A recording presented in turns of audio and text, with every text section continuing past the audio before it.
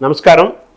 మనతో పాటు ప్రఖ్యాత నృత్య కళాకారులు, ముఖ్యంగా చెప్పాలంటే కూచిపూడికి పర్యాయపదంగా మారిన డాక్టర్ రాధారెడ్డి ఉన్నారు. కూచిపూడి ఈరోజు ఇంత విఖ్యాతి చెందిందంటే, ప్రపంచంలో ఆ మాట అంత బలంగా వినపడుతుందంటే, తరతరాలుగా అనేక మంది కూచిపూడి నేర్చుకుంటున్నారంటే అందులో వీరి పాత్ర చాలా ప్రధానమైంది. వీరి కుటుంబం మొత్తము కూచిపూడికే అంకితమయ్యారు. దక్షిణాదికి, ముఖ్యంగా ఆంధ్రప్రదేశ్కి సంబంధించిన ఈ అద్భుతమైన కళని, ఈ విద్యని, ఈ శాస్త్రాన్ని ప్రపంచమంతా చాటి చెప్పాలి, ప్రపంచానికి తెలియజేయాలి, ఉత్తరాదిలో కూడా తెలియజేయాలనే ఉద్దేశంతో, సంకల్పంతో ఢిల్లీలో ఉంటూ అక్కడ నాట్య తరంగిణిని స్థాపించి అద్భుతంగా కూచిపూడిని వాడవాడలా వారు చాటి చెప్తున్నారు. వారిని కలవటం చాలా సౌభాగ్యము. పద్మశ్రీ, పద్మభూషణ్ అనేక బిరుదములు వారికి వచ్చాయి. వారికి వచ్చాయంటే వారిలోని సరస్వతికి వచ్చాయి. వారిలోని సరస్వతి అంటే కూచిపూడి సరస్వతికి వచ్చినట్టుగా మనం భావిస్తూ వారిని అడిగి వారి ద్వారా వారి నాట్య ప్రస్థానాన్ని తెలుసుకునే ప్రయత్నం చేద్దాం. నమస్కారం. చాలా సంతోషం మిమ్మల్ని చూడటం. మాకు కూడా చాలా సంతోషం కలుసుకోవటం. కూచిపూడి నాట్యంకి మీరు ఎలా ఆకర్షణకి వచ్చారు సార్? ఎందుకంటే మీరు తెలంగాణ ప్రాంతం వాళ్ళు. కూచిపూడి అంతా మన కృష్ణా జిల్లా మొవ్వ ఆ ప్రాంతం కదా, మన దివిసీమ ప్రాంతము. ఇక్కడ నుంచి అక్కడికి ఎలా కనెక్ట్ అయ్యారు మన కూచిపూడిలోకి రావడానికి ఆకర్షణ? అంటే మాకు చిన్నప్పటి నుంచి అగ్రికల్చర్ ఫ్యామిలీ, రెడ్డి ఫ్యామిలీ, చిన్నప్పటి నుంచి మాకు భాగవతం కానీ నాట్యం కానీ అది చాలా ఇంట్రెస్ట్.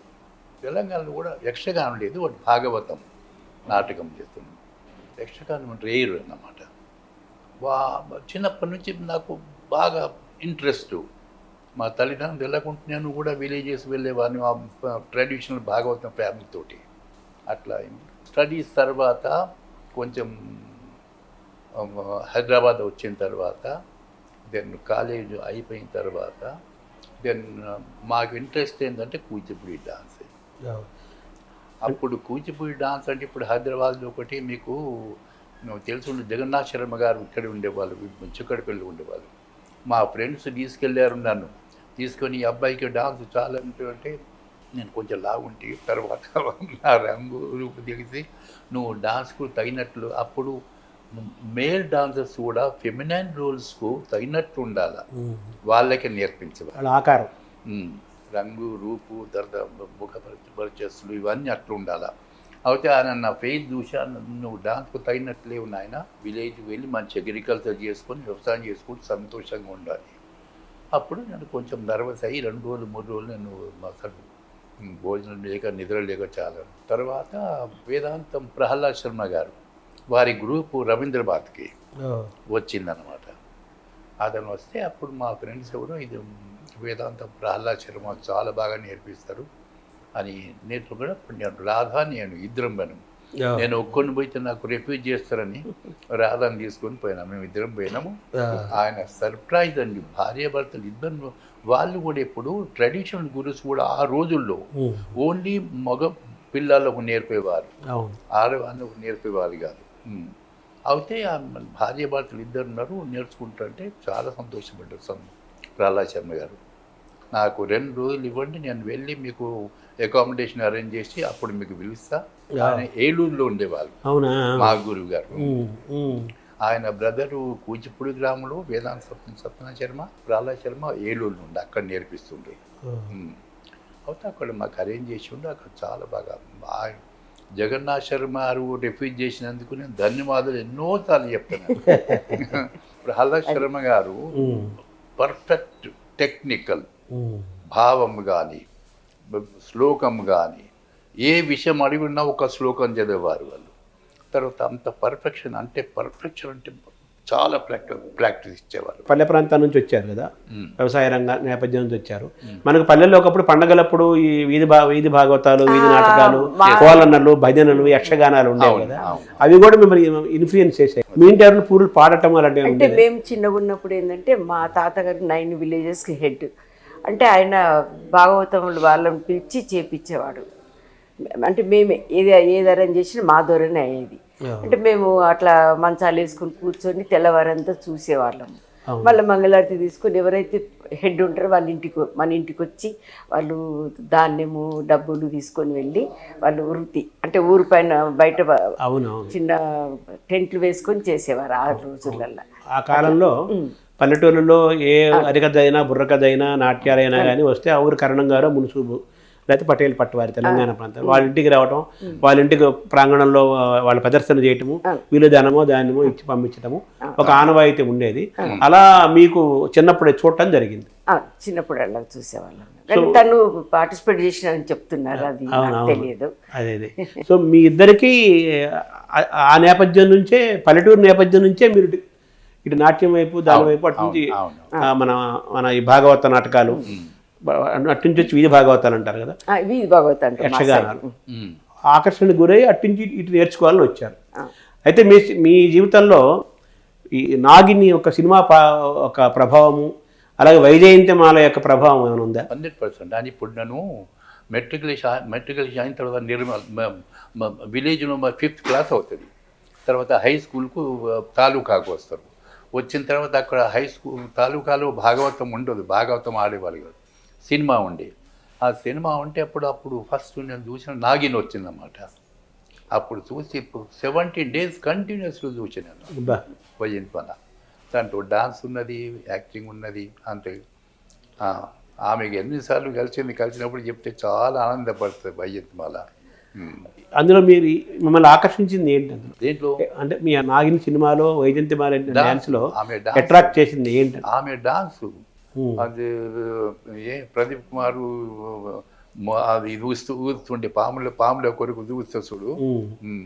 ఆమె మన డోలే మేర తన డోలే మేరే దిల్ కా గయా ఖరారే రే कौन बजाए बांसुरी డాన్స్ చేసేలా. మీరు చిన్నప్పుడు ప్రహ్లాదుడు, అభిమన్యుడు అటువంటి పాత్రలు కూడా వేశారా? చిన్నప్పుడు చేశాను. చిన్నప్పుడు అది ఎలా మరి ఇంట్లో నాన్నగారు వాళ్ళు ఒప్పుకున్నారు? అంటే ఇప్పుడు విలేజ్ చేస్తున్నట్టే అది జ్ఞాపకం లేదు. బట్ దేవకి సుతుడనే నోయమ్మా ఓ బామలారా దేవకి సుతుడనే నోయమ్మా దేవదేవుడను దేవకి సుతుడను దేవదేవుడు దేవకి అట్లా డాన్స్ చేస్తుంది. మన భజనల్లో కూడా అదే స్టైల్ ఉండేది కదా, కోలనలు.